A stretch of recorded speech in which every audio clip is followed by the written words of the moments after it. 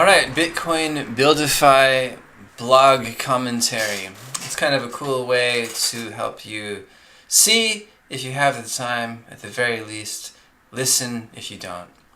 So, the title of this blog is Why the Wolf of Wall Street is Wrong About Bitcoin. Now, to start off, this isn't to bash the Wolf of Wall Street.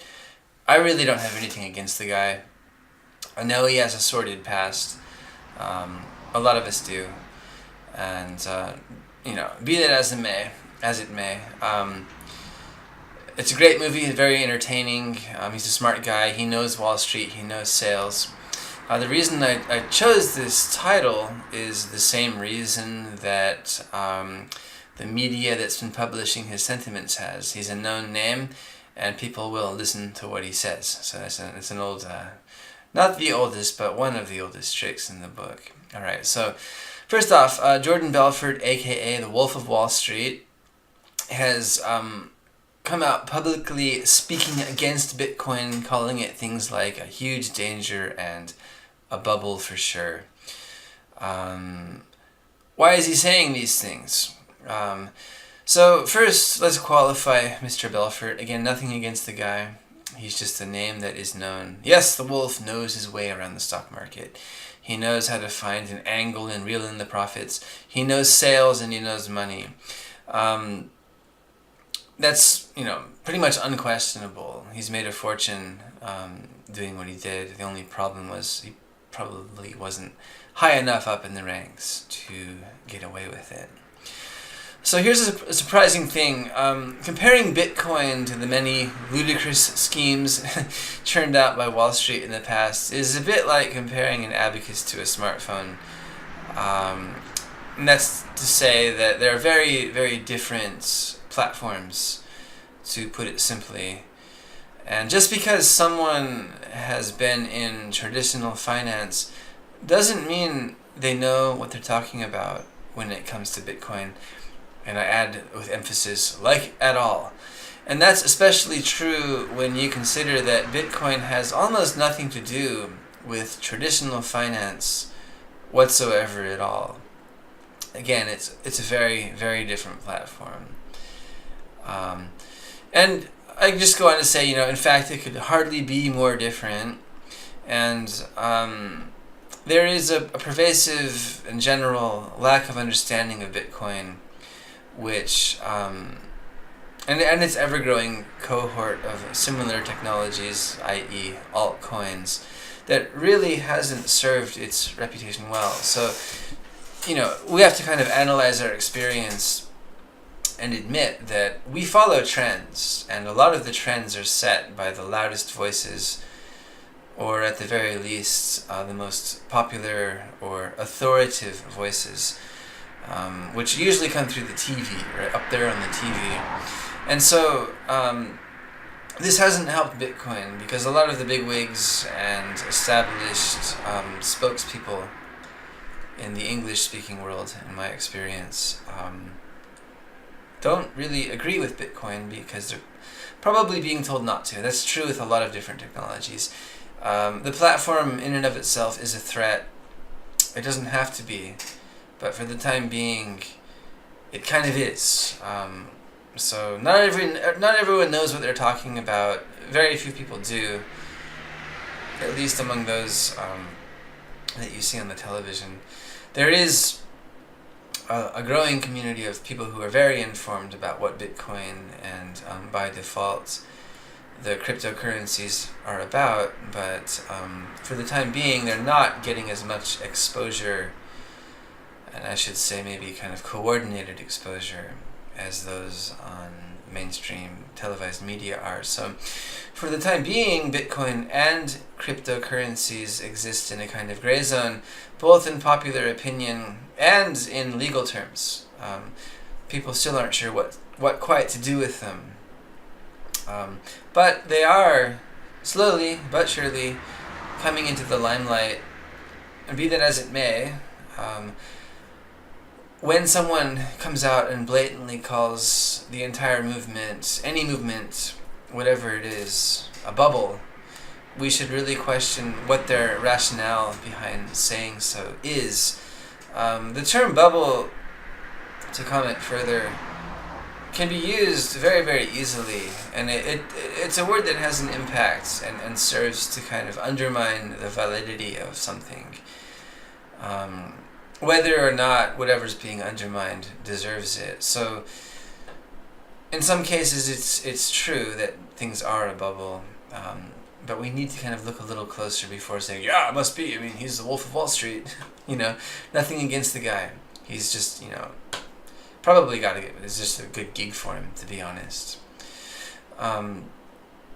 So let's look at this. So especially, we have to question the rationale of calling Bitcoin a bubble, especially when you consider that by the same criteria that one would call Bitcoin a bubble, the entire world economy could just as easily be called a bubble. Okay, and that's no joke. When you look into things like fractional reserve banking and the general dynamics of the Federal Reserve, we kind of have to admit that the idea of the bubble just isn't fair, unless we also want to apply it to the entire global economy. So that's a word that has its kind of its own weight and tends to kind of stigmatify something, and not to be too political, but that can be used as a weapon, and it can be used as a term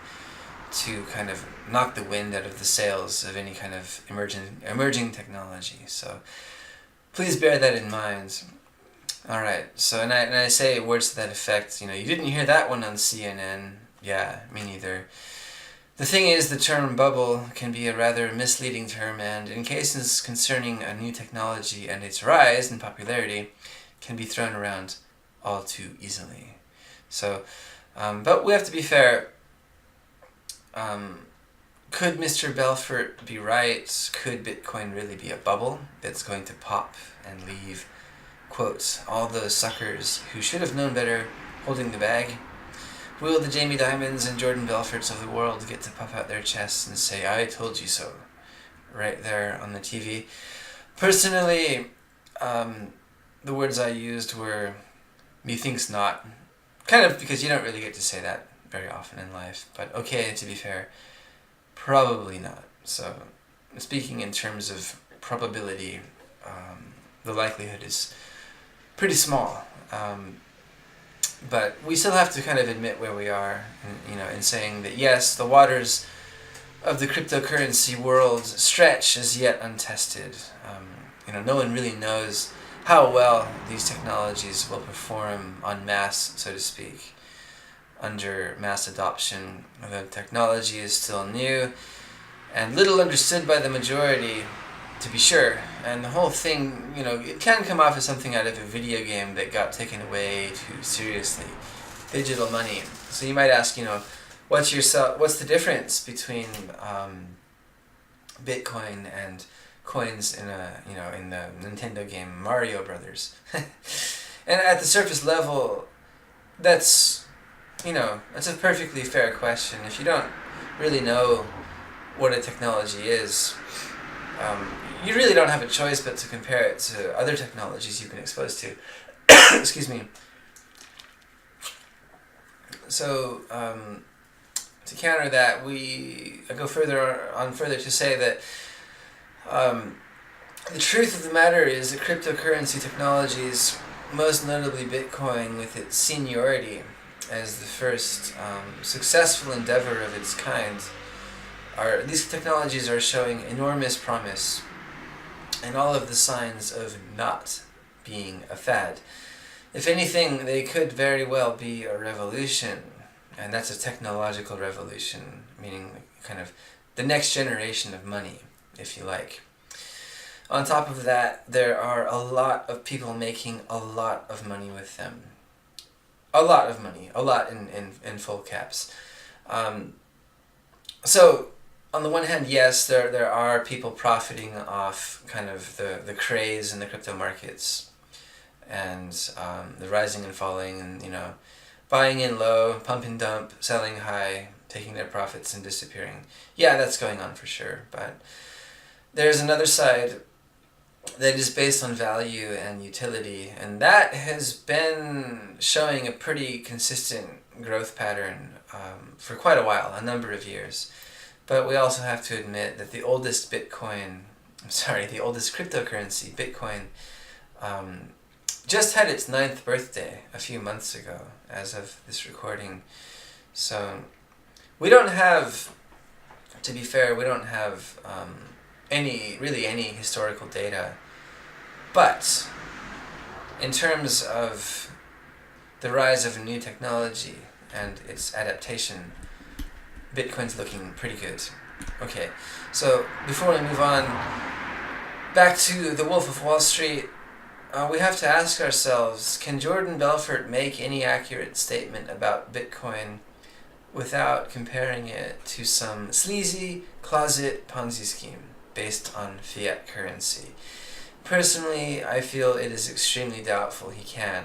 These are my words, so I can just say it is extremely doubtful he can.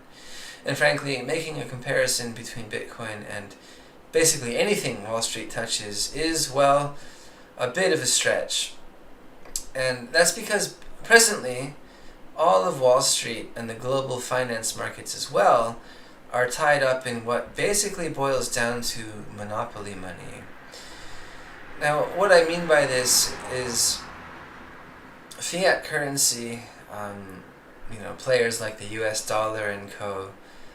are tied into a system called fractional reserve banking. And what this means is you don't actually have to have the money to lend the money, provided you have the authority of a bank. So what they're doing is they're using their position and authority to essentially create money out of thin air, which is not, it's not 100% a negative thing. It does allow a certain liquidity. You can have cash on hand, quote unquote cash, and that allows things to happen in the economy. But in terms of actual substantiality, there's not a lot of difference in terms of what's in the bank and what's in your box, your Monopoly box, in terms of monopoly money. Monopoly money might actually be more substantial in terms of physical existence and being, having, what's the word, representationality, if that's a word. So again, I'm not knocking the current system, I'm just saying that's how the system is.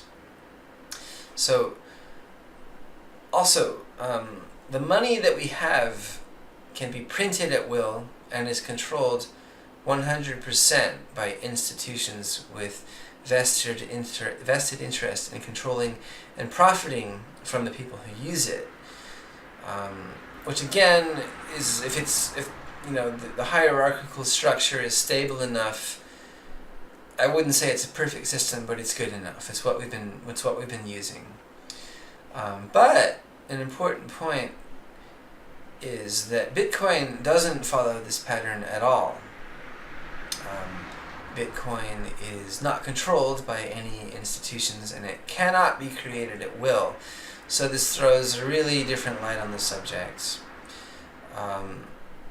When I say cannot be controlled by any institutions or individuals, for that matter, the necessary condition for this is that no one person or one individual holds a majority of Bitcoin.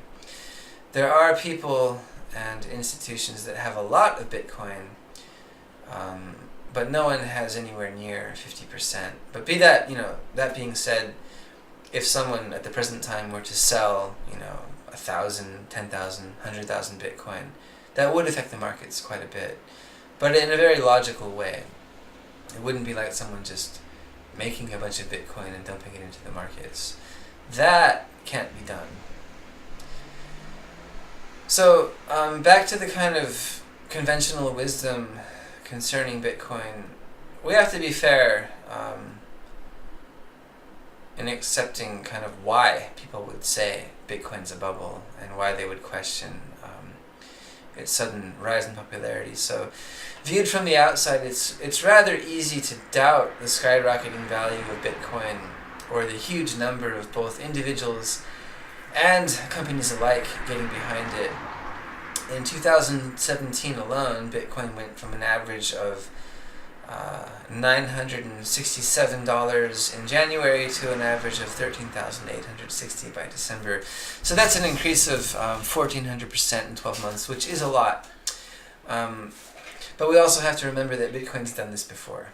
And we can see here in the graph, starting in January of 2016 and moving on to January of 2018, it stayed pretty low up until kind of late spring of 2017, and then it was up, a little bit more, really up, a little bit down, and then really up. Skyrocketing growth here in the space of about 2 months. It almost quadrupled in value and then dropped. In terms of percentage increase, Bitcoin has seen, this isn't unprecedented, this has happened before, but in terms of dollar value, this was new. So even so, in terms of the percentage increase not being that special, the dollar value, looking at the data of it, it's very easy to think things like tulip bubble or something along the lines of the emperor's new clothes, right? Like, what is going on here? Are you serious? Do you really believe this? And continuing in the tone of fairness, there's nothing wrong with that. Again, if you're strictly looking at it from the outside, right? If you don't have an understanding of the history or the technology. And so, if that's where you are, the question of why are these people going so crazy about Bitcoin is a perfectly normal thing to ask. We would do the same if people are going crazy about anything else. Pink socks, bicycle tires, what have you. It would be very hard to explain why they suddenly became so expensive. Alright, so I say, with the ellipsis, ... What is going on with Bitcoin? Well, first we should talk about the data. 2017, especially the latter half, did see a remarkable rise in the price of Bitcoin. I mean, as I say here, it was crazy. And the world had never seen anything like it. It was also followed immediately in early 2018 by a remarkable drop in value, as the graph above showed. So here's the thing you probably haven't heard on the news. This is a historical pattern with Bitcoin. So yes, nearly every year since its inception, Bitcoin has started the year small and finished big. Nearly every year. There have been exceptions, of course, most notably 2014. But the general trend of Bitcoin has been, well, up. Let me show you what I'm talking about here. So, move my talking head out of the way. Here's 2012. Bitcoin was, we can say, at around between 5 and 7. I have to verify this dollar amount here in US dollars. $5 to $7.5, if you can believe that, which is a lot less than it's worth today. I actually had to double check that. So, just looking at the movement of the line, we can see it started kind of mid-range, dropped a bit in the early part of the year, stayed down there through the summer, beginning of summer, dropped up, jumped up in the autumn, fluctuated, but basically started lower than it finished and finished higher than it started. 2013 shows a similar pattern, a little bit more pronounced actually. So it's down here again. 2012 we finished at around $12.5. And we can see here the graph actually won't allow for that small of a denomination to be very clearly shown. So now we've moved up, and we're still in US dollars, but now it's moving in terms of hundreds of dollars instead of just multiples of 1 or 2. Similar pattern, a little bit of up and down in the first 70-75% of the year, and then a big jump at the end of the year. The highest was about, I'd say, $1,100 $1,100 or approaching $1,200, and then it dropped again and finished, we could say around 700, maybe 650. Again, starting low, finishing high. 2014 was an exception. It started higher than it finished. Started around $800, finished between right around $300 on average. But that pattern did not persist. 2015 starting at around 300, finishing at around 450. 2016 starting somewhere around 450, finishing at around 1,000. 2017 starting at about 1K, and now we're talking in terms of thousands of dollars, finishing around 15K, a little bit less. And now here we are in 2018, and the price is hovering around 10K. So we can imagine if this pattern persists by the end of 2018, it will be worth more than it was at the beginning. So,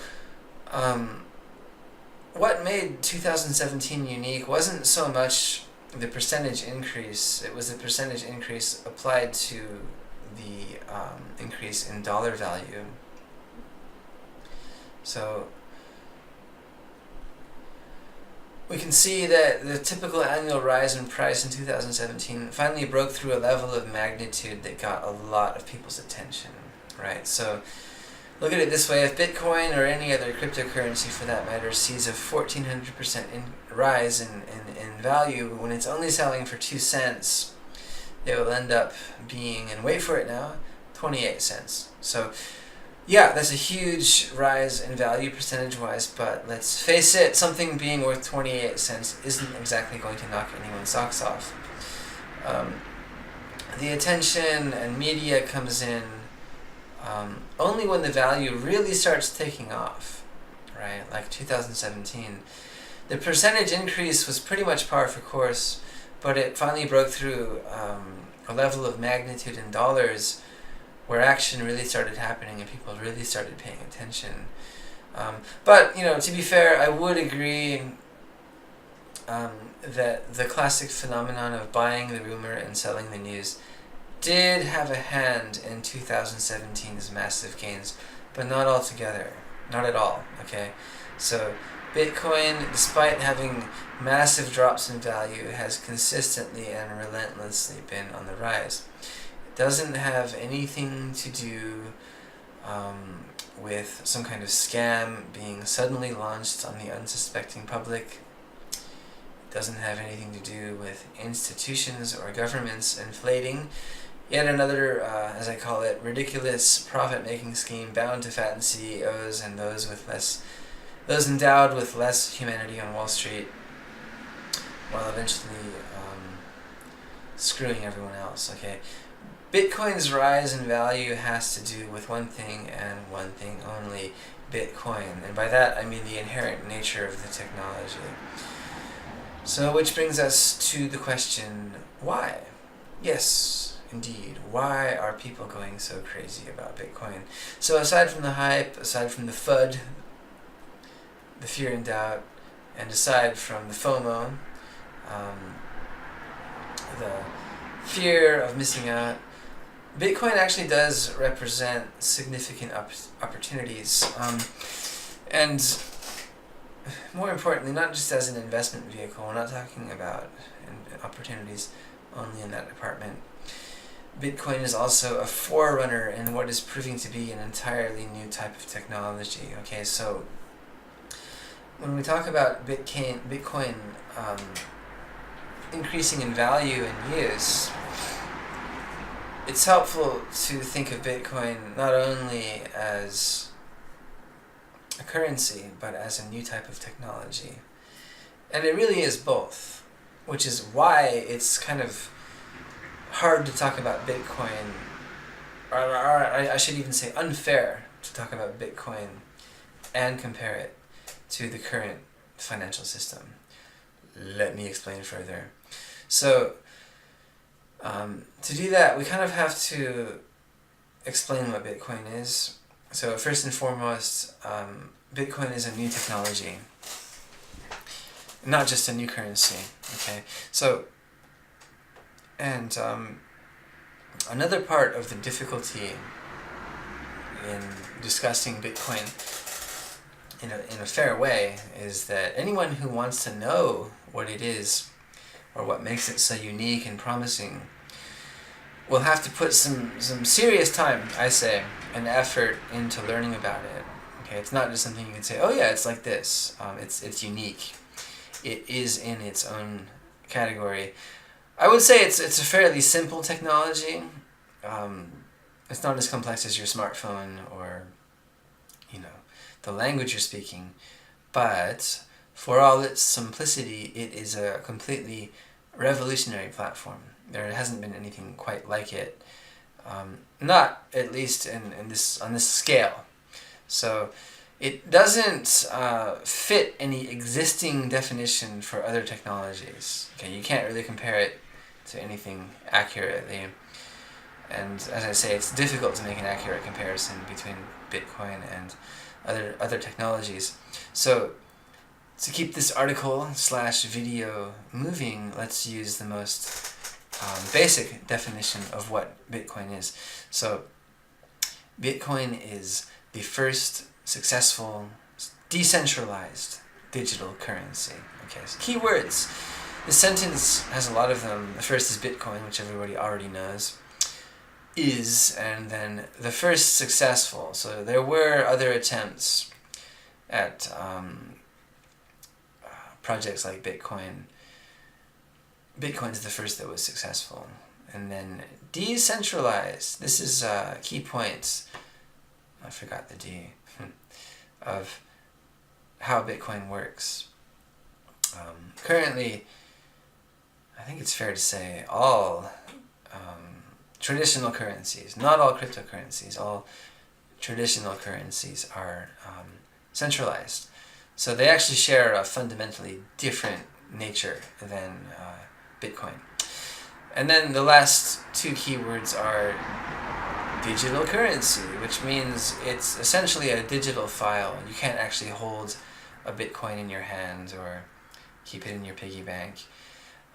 You can put it on a hardware wallet, which is the next best thing, almost like a little MP3 stick. So Bitcoin is the first successful decentralized digital currency. You might ask, what's the big deal about that? So first, what this technology allows is peer-to-peer instead of the more traditional peer-to-institution-to-peer transactions that we're used to. So what that means is if person A wants to send person B some Bitcoin or some money for whatever reason, if it's to buy something, if it's for a product or a service, or they just want to send them some Bitcoin so they can use it for how they like. Person A and person B don't have to deal with person C, whatever that might be. If it's a bank, if it's a broker, if it's an online service like PayPal, you don't have to deal with it. You can go peer-to-peer, which, believe it or not, is unprecedented. Nobody could do that before Bitcoin, at least not with money. Not even with cash, and even with cash, you would have to have somebody at least print the cash, which I guess, okay, you could do it in cash, person to person, but you couldn't do it over a distance, and you couldn't do it digitally.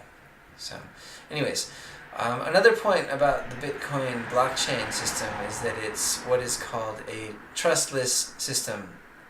This doesn't mean you can't trust it. What it means is there is no need to trust it. So when you use the blockchain, you don't have to blindly entrust any information or funds to any one entity, be it a person or an institution, hoping they will do their job, but not having a 100% guarantee they will. This is actually a big deal, and it's an ancient problem, sometimes called the Byzantine generals problem. I'd recommend a Google search on that one if you want to learn more about it. It basically boils down to a need for trust in any transaction. And until the advent of Bitcoin, there was no financial government or commercial system in the history of the world that we know of that was able to eliminate this problem. Another name for this problem is in terms of digital currency, it's called I mentioned it down here, the double spending problem. And this means, on top of the issue of trust, which is the Byzantine generals problem, another problem is that if something is a digital currency, it's very easy to copy it and duplicate it because it's digital. So this can work really well in terms of information transfer, sharing videos and documents.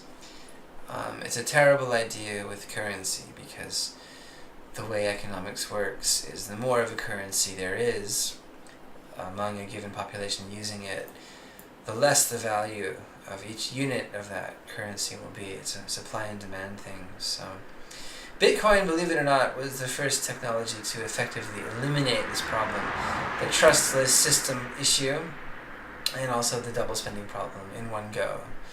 So now with Bitcoin, we don't need, as the white paper says, a trusted third party, and the transaction will be totally secured and verified simply by the nature of what is called the blockchain. So the way Bitcoin solved this was by using what has come to be known as the blockchain. And the blockchain is a decentralized ledger which both verifies and records all transactions. Some people have referred to this as triple entry bookkeeping, which I think is a really good way to think about the blockchain. So typically in double entry bookkeeping, you will record an entry into the system and a deduction from the system. So for example, you put $100 into the system and then you spend $20, now you have 80. So the 100 goes on the left, the 20 goes on the right, and now the left changes into 80. It's a very simple system.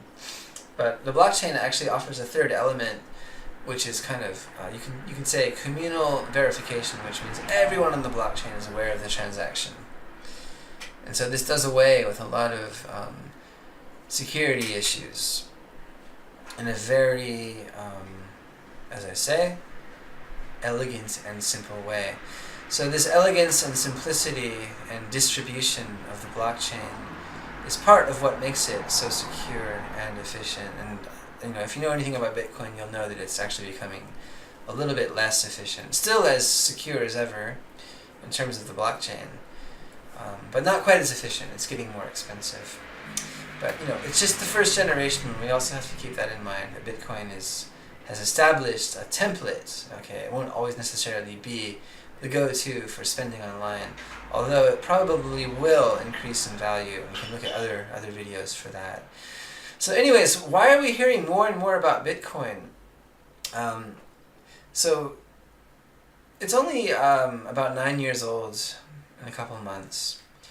The technology hasn't really changed much since it was first created.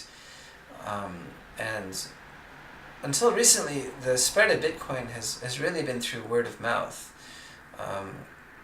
The only people really making effort to say anything about it, and the bigger media channels, have usually been trying to denounce it. So this should tell you something about the utility of the platform. Whenever the talking heads on TV are saying don't do it, but the technology still continues to spread, we kind of have to wonder why, right? And the reason is, so far, Bitcoin's performance has been flawless. And the more this continues to be the case, the more people are going to take notice, like it or not. A good technology will speak for itself, just as a good product, as they say, will sell itself. So let's take a look at Bitcoin as not just a currency, but as a technology, and consider the fact that all new technologies go through a few general phases. The first phase is inception, which is the idea of a technology, when it occurs in the mind of someone as something to do. A good example, we're going to be sticking with this, is the airplane, right? So the idea is really old. I would say, I wasn't there, but probably as soon as human beings were able to comprehend what a bird was, they probably thought, wouldn't that be nice to fly? It's an ancient idea, but so far, until, for a very, very, very long time, the majority of history, nobody could do it. It was just an idea. For a long time, the best we could do were hot air balloons or simple gliders that were often death traps. So it was a dangerous idea, although, it never really fell from people's minds. It wasn't until the next stage in the development of technology, creation, which is the implementation of the technology as a real thing. That happens in the case of the airplane. The first successful flight of an engine-powered airplane was on December 17th of 1903. It was a bit rickety and not very long, but proved that man-made machines could fly under their own power. So, crucially, it wasn't just an idea anymore. So the next stage is what I've termed the use or pioneer stage. It's kind of a combination of people exploring the technology and using it and developing it. And so for about 10 years after the Wright brothers, powered flight remained in the pioneer stage. It was very much experimental and touch and go, and really only the domain of a minority of people with the time, money, skill, and interest to be involved with it. The first stage of adoption, which is after the pioneer stage kind of peters out and principles and repeatability, which is crucial, are established, adoption happens, and this is the initial, the spread of the technology. So in the case of the airplane, this happened during the years immediately before, during, and following World War I. This is when we really came to understand that airplanes were actually a pretty functional platform, and there was a lot you could do with them. Unfortunately, in the case of war, it usually aided killing people, which happens a lot. A lot of technology comes out of war efforts, leaving politics aside. This wave of adoption spread all the way across the 20th century, up to and including rocket technology of the 50s and 60s. Alright, so after adoption, there's kind of a second wave we can call mass adoption. And this is the spread of the use of the technology to a level where it reaches a critical mass and becomes mainstream to the point of entering daily language and everyday use.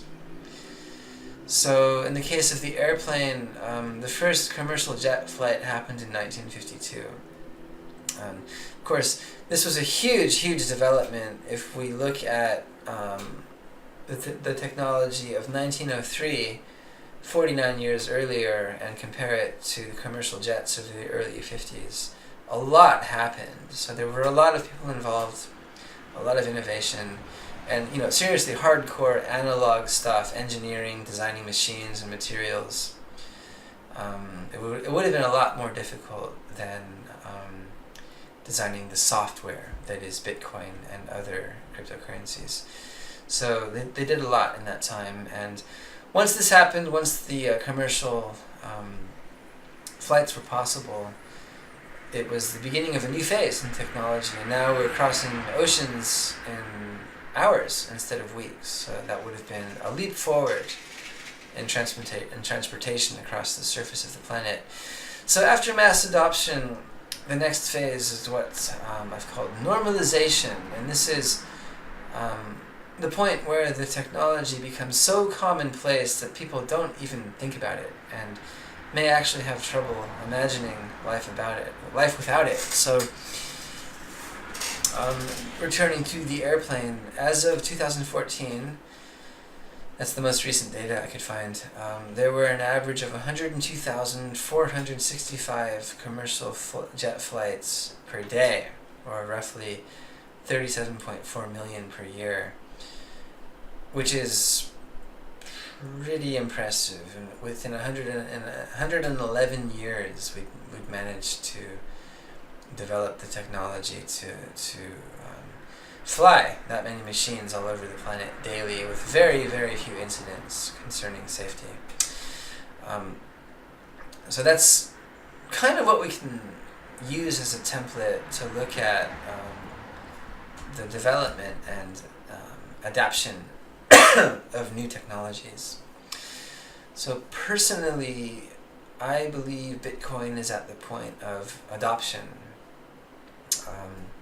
Many of the pioneers of the use of the technology, being Bitcoin, are now the luckiest computer nerds in the history of the world and multimillionaires. And the price, while sometimes falling, has shown consistent upward trends with each passing day. More people and institutions are getting on board with this new type of technology. Not necessarily the currency or investment opportunities. That's a crucial difference. So there must be a reason for this. What are they? Well, for the long answer, you can click here to our What is Cryptocurrency page. For the short answer, let's read the list below. So I basically condensed the reasons for this mass adoption, growing adoption of cryptocurrency into 5 points. The first is convenience. It's convenient. You can use it on your phone, computer. You don't have to go anywhere. And with the blockchain technology, which eliminates a third party, it can be done in about 10 minutes with Bitcoin. This varies depending on how busy the blockchain is, but it's still generally a lot faster than any bank could do it in. But there are exceptions. Don't quote me on that as 100% accurate. It's generally true. The second is security. Excuse me. The nature of the blockchain is about security and verifiability, which are very much related. So, as I said earlier, some refer to the blockchain as triple entry bookkeeping. One entry for the deposit, one entry for withdrawal, and a third via distributed verification across the blockchain. And this is considered a vast improvement over the standard double entry bookkeeping still used by every institution in the world since it was first devised in 1494. Yes, 524 years ago as of 2018. So it's a bit behind the times. Fiat currency, that is. Bitcoin and blockchain technologies are actually a vast improvement over this. A third point is anonymity. Although not 100% absolutely anonymous, the Bitcoin blockchain offers a much higher degree of privacy than any third party ever could. Like it or not, banks, credit card companies are nosing through your personal information, and on top of that, it is not very secure. But for the time being, we don't really have much of a choice. The fourth reason why cryptocurrency is seeing adoption is opportunity. There's a few different opportunities here. One could be opportunity for investment, which is the majority of what we're hearing about. People kind of riding the growing and falling values of Bitcoin, for better or worse. Another opportunity is development of the technology. Okay. Bitcoin, I've kind of mentioned before, probably won't be the cryptocurrency that sees global adoption as a means of everyday exchange. It's not very likely. But it has created a precedent and made available to the world a template for a technology that works and can be improved upon. So that's another opportunity we're seeing in cryptocurrency.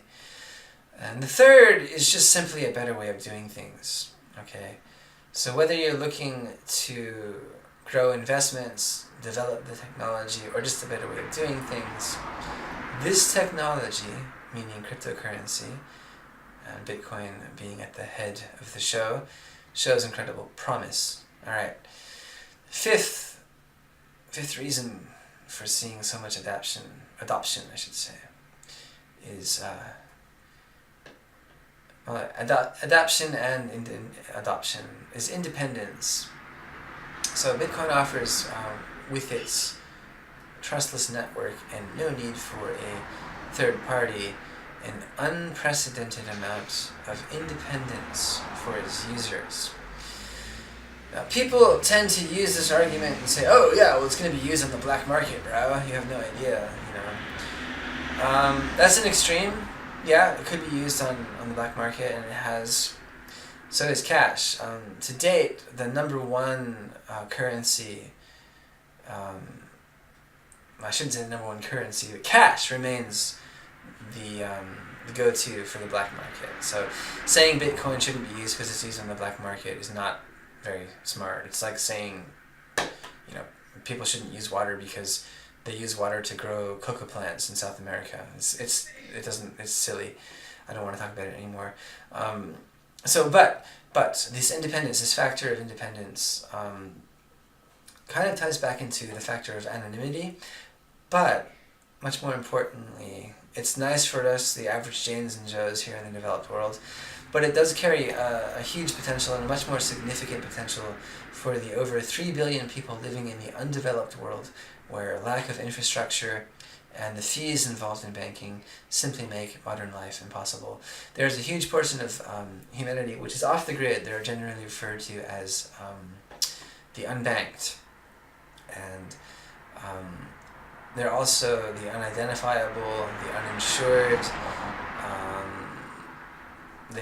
They don't have passports, they don't have titles for their property, a lot of times they don't have education, and a lot of this ties into a lack of infrastructure, not only physically but also digitally, you could say.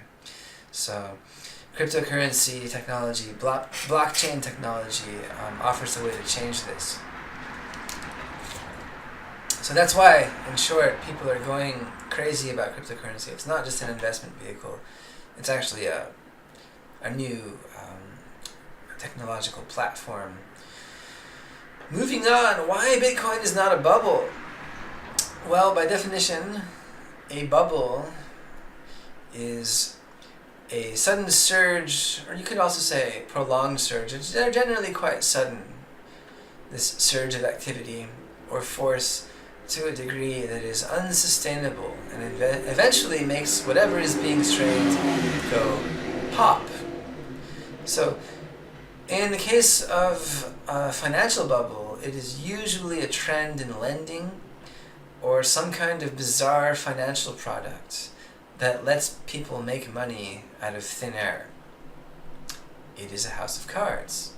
So people and institutions will run with it like a herd of proverbial lemmings right off a cliff. We've seen it again and again. This isn't to knock the people, for example, who got stuck in the subprime loan scandal of 2008, or people who got stuck in the stock of 1987, or the people who got stuck in 1929. The fact is, we don't really have a choice. Everyone wants to make money, everyone wants to get by. So the fault lies with the institutions and the people running them. And a lot of them, they just see it as the nature of the beast. You know, what goes up must come down, etc. So that's a topic for a completely different discussion. But my point is, at present, with Bitcoin, we are not seeing anything unsustainable. Okay, we're not seeing the general trend of a bubble, although people will say we are. We're seeing instead an increased rate of adoption and use of a relatively new technology. Okay, so there is a very big difference here. Okay, if we are willing to accept that Bitcoin is a bubble, then by the same rationale, we would also have to accept that other technologies like cars, airplanes, smartphones, and just about every invention of the past 5,000 plus years are also bubbles. So this obviously doesn't make any sense, which is why I think why I believe the Wolf of Wall Street is mistaken. And to be honest, I don't really believe the Wolf of Wall Street, forgive me for saying so, really has looked into cryptocurrency, and I don't know how seriously he's taking what he's saying. You know, it's a good gig for him to get on the TV and say that. So let's take a look here at the increase in the number of active Bitcoin wallet users over the course of 2015 to 2017. So Q1 of 2015 to Q4 of 2017. We went from the beginning of 2017 to roughly around 3 million wallets. In the space of 2 years, we're now hovering at around 22 million wallets. That's a lot. What that's saying is there is a growing user base of Bitcoin. Now, the reasons why there are so many more active wallets may be debatable. You could say it's because it's a bubble, right? If people are in the tulip bubble, they're going to buy more tulips, so there's going to be more tulips out there. So, okay, it's debatable, but the data regarding their numbers is not, okay? One thing is clear, more and more people are becoming involved with using Bitcoin every year. And I recommend this article, Bitcoin by Numbers, 21 Statistics that reveal growing demand for the cryptocurrency. If you'd like to see even more figures. Okay, so demand and use are huge factors in the value of any cryptocurrency. So my final thoughts here, why Bitcoin may actually possibly be undervalued, not overvalued. This is actually the focus of the next blog post. But it basically comes down to two factors: scarcity, see how it's in bold there, and use. Okay, so if the medium being used as a currency is scarce, if the amount of it available is small, and the demand for use is high, you have an equation that generates value. So with Bitcoin, the total supply is capped at 21 million roughly, and it's impossible to increase that number. The blockchain won't validate it. Right now, we're at roughly 17 million, more being mined every day. But while we're seeing this increased demand for Bitcoin, it is utterly true that the scarcity is guaranteed. More so than gold. We can actually get more gold out of the earth. It takes a lot of effort. But the total amount of gold is actually nowhere near as limited as gold. And no one really knows how much gold is out there, to be honest. That's not true with Bitcoin. It's on the blockchain. Anyone can see it. So, no, Bitcoin is not a bubble. Not yet. And it's actually very difficult, given the nature of the technology, for me to imagine it becoming a bubble. You can't really inflate Bitcoin. It is its own beast, which is why it's meeting with so much resistance on one hand and so much acceptance on the other. So that's it for this kind of video commentary on this blog post. If you want more material, you can check out this video here at the bottom. It's a great interview. Gives some insights into how Bitcoin works. Stay tuned for more video summaries and commentaries on blogs and more blog posts via bitcoinbuildify.com. You can click the link below to read the blog and also take a look at our site. We work with a few other service providers in the cryptocurrency realms designed to grow funds in mining and help you in cryptocurrency trading. You can take a look at those on bitcoinbuildify.com. Until next time, guys, thanks for watching, and I hope you can not be too shy about subscribing, commenting, and clicking the like button. So that's it for now. Thank you, and goodbye.